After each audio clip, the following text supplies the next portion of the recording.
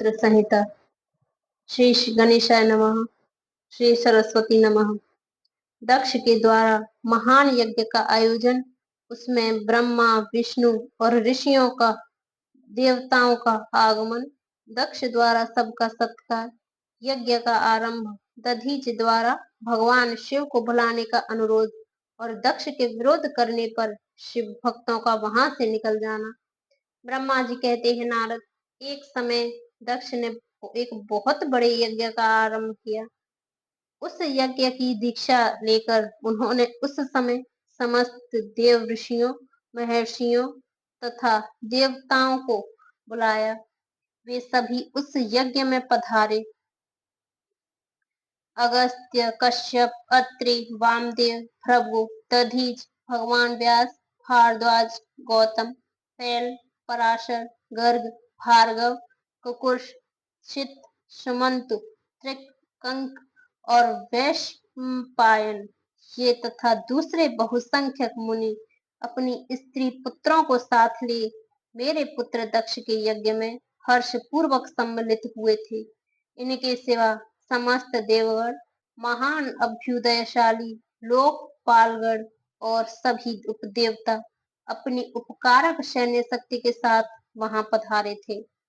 दक्ष ने प्रार्थना करके सदल बल मुझ विश्व सृष्टता ब्रह्मा को भी सत्यलोक से बुलाया। इसी तरह भांति भांति से सादर प्रार्थना करके वैकुंठ लोक से भगवान विष्णु भी उस यज्ञ में बुलाए गए थे। शिवद्रोही दुरात्मा दक्ष ने उन सब का बड़ा सत्कार किया। विश्वकर्मा ने अत्यंत दीप्तिमान, विशाल और बहुमूल्य दिव्य भवन बनाए थे।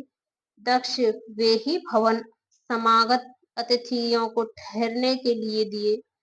सभी लोग सम्मानित हो उन संपूर्ण भवनों में यथा योग्य स्थान पाकर ठहरे हुए थे। दक्ष का वह महायज्ञ उस समय कनखल नामक तीर्थ में हो रहा था। उस समय दक्ष ने भृगु आदि तपोधनकों को ऋत्विज बनाया।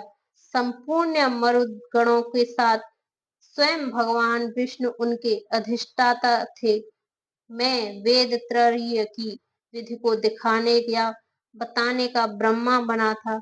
इसी तरह संपूर्ण दिक्पाल अपने आयुधों और परिवारों के साथ द्वारपालों एवं रक्षक बने थे और सदा कौतूहल पैदा करते थे।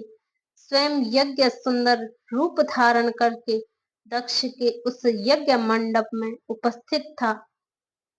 महामुनियों में श्रेष्ठ सभी महर्षि और वेदों के धारण करने वाले हुए थे। अग्नि ने भी उस यज्ञ महोत्सव में शीघ्र ही भविष्य ग्रहण करने के लिए अपने सहस्त्र रूप प्रकट किए थे। वहां 88,000 ऋत्विज एक साथ हवन करते थे। 64,000 देवऋषि उद्गाता थे। ऊर्ध्वज एवं होता भी उतने ही थे। नारद आदि देवऋषि और सप्तऋषि पृथक पृथक गाथा गान कर रहे थे।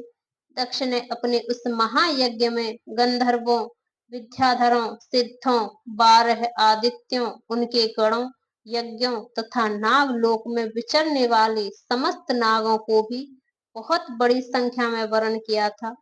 ब्रह्म ऋषि, राज ऋषि और देव ऋषियों के समुदाय तथा बहुसंख्यक नरेश भी उसमें आमंत्रित थे, जो अपने मित्रों, मंत्रियों तथा सेनाओं के साथ आए थे।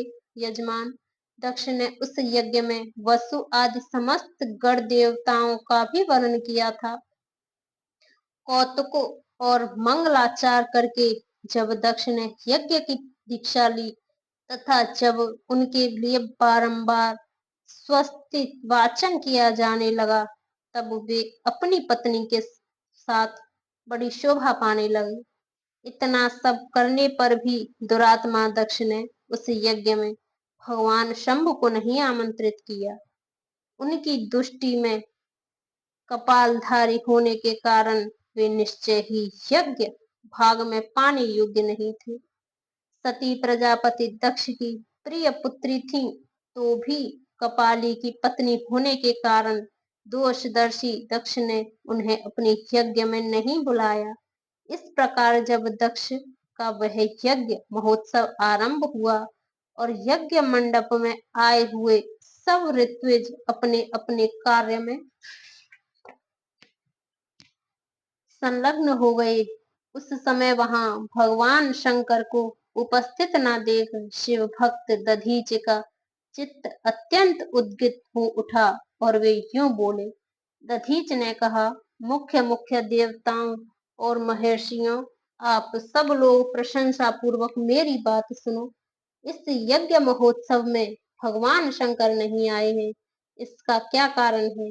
यद्यपि मैं देवेश्वर, बड़े बड़े मुनि और लोकपाल यहाँ पधारे हैं, तथापि उन महात्मा पिनाक पाणी शंकर के बिना यह यज्ञ अधिक शोभा नहीं पा रहा है। बड़े बड़े विद्वान कहते हैं कि मंगल में भगवान शिव की कृपा दृष्टि से ही समस्त मंगल कार्य संपन्न होता है। जिनका ऐसा प्रभाव है वे पुराण पुरुष वृषभ ध्वज परमेश्वर श्री नीलकंठ यहाँ क्यों नहीं दिखाई दे रहे हैं? दक्ष जिनके संपर्क में आने पर अथवा जिनके स्वीकार कर लेने पर अमंगल भी मंगल हो जाते हैं, तथा जिनके 15 नेत्रों से देखे जाने पर बड़े बड़े नगर तत्काल मंगल में हो जाते हैं, उनका इस यज्ञ में पदार्पण होना अत्यंत आवश्यक है। इसलिए तुम स्वयं ही परमेश्वर शिव को यहाँ शीघ्र बुलाना चाहिए, अथवा ब्रह्मा प्रभावशाली भगवान विष्णु, देवराज इंद्र, लोकपाल गणों, ब्राह्मणों और सिद्धों की सहायता से सर्वथा प्रयत्न करके इस समय यज्ञ की पूर्ति के लिए तुम्हें भगवान शंकर को यहाँ ले आना चाहिए।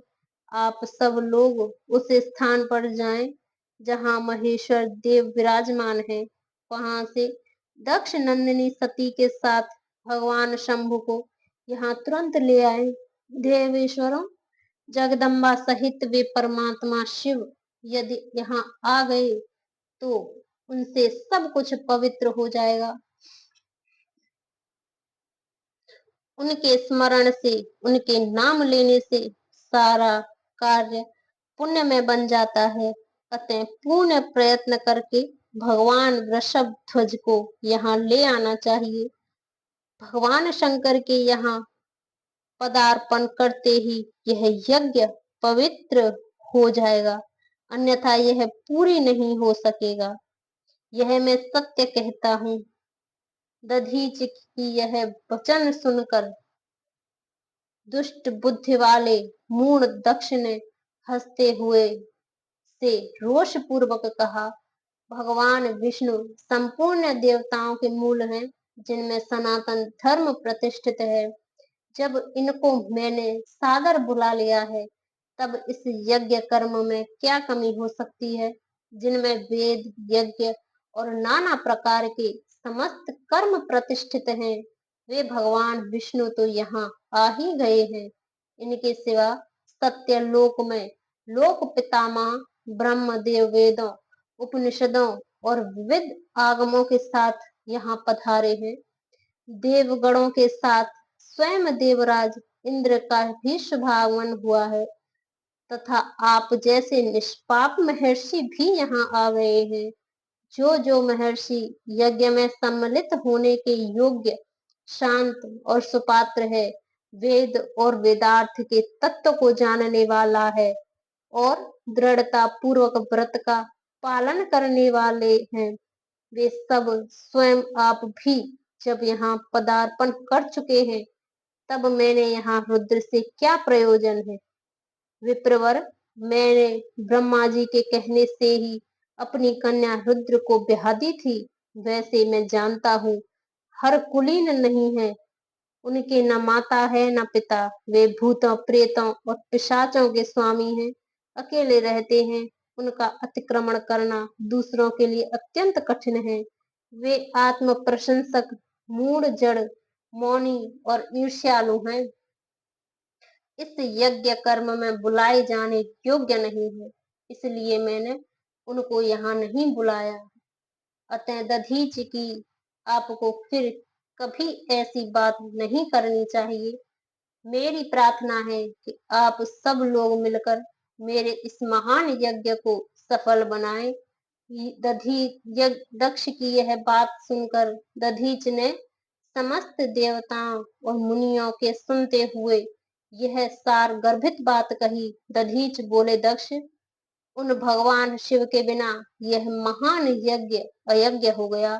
अब यह यज्ञ कहलाने योग्य ही नहीं रह गया। विशेष में ये इस यज्ञ में तुम्हारा विनाश हो जाएगा। ऐसा कहकर दधीच दक्ष की यज्ञशाला से अकेले ही निकल पड़े और तुरंत अपने आश्रम को चल दिए। तदंतर जो मुख्य मुख्य शिव भक्त तथा शिव के मत का अनुसरण करने वाले थे, वे भी दक्ष को वैसा ही शाप देकर तुरंत वहां से निकले और अपने आश्रमों को चले गए। मुनिवर दधीच तथा दूसरे ऋषियों के उस यज्ञ मंडप से निकलने जाने पर दुष्ट बुद्धि शिवद्रोही दक्ष उन मुनियों का उपहास करते हुए कहा। दक्ष बोला, जिन्हें शिव ही प्रिय है, वे नाम मात्र के ब्राह्मण दधीच चले गए। उन्हीं के समान जो दूसरे थे, वे भी मेरी यज्ञशाला से निकल गए। यह बड़ी शुभ बात हुई। मुझे सदा यही अभीष्ट है देवेश। देवताओं और मुनियों, मैं सत्य कहता हूँ, जिनके चित्त की विचार शक्ति नष्ट हो गई हो, जो मंद बुद्धि हैं और मिथ्यावाद में लगे हुए हैं, ऐसे वेद बहिष्कृत दुराचारी लोगों को यज्ञ कर्म में त्याग ही देना चाहिए। विष्णु आदि आप सब देवता और ब्राह्मण वेदवादी हैं, अतः मेरे इस यज्ञ को शीघ्र ही सफल बनाएं। ब्रह्मा जी कहते हैं, दक्ष की यह बात सुनकर शिव की माया से मोहित हुए समस्त देव ऋषि उस यज्ञ में देवताओं का पूजन और हवन करने लगे। मुनीश्वर नारद इस प्रकार इस यज्ञ को जो शाप मिला उसका वर्णन किया गया। अब यज्ञ में विध्वंस की घटना को बताता जाता है। आदर पूर्वक सुनो। शाम सदाशिव।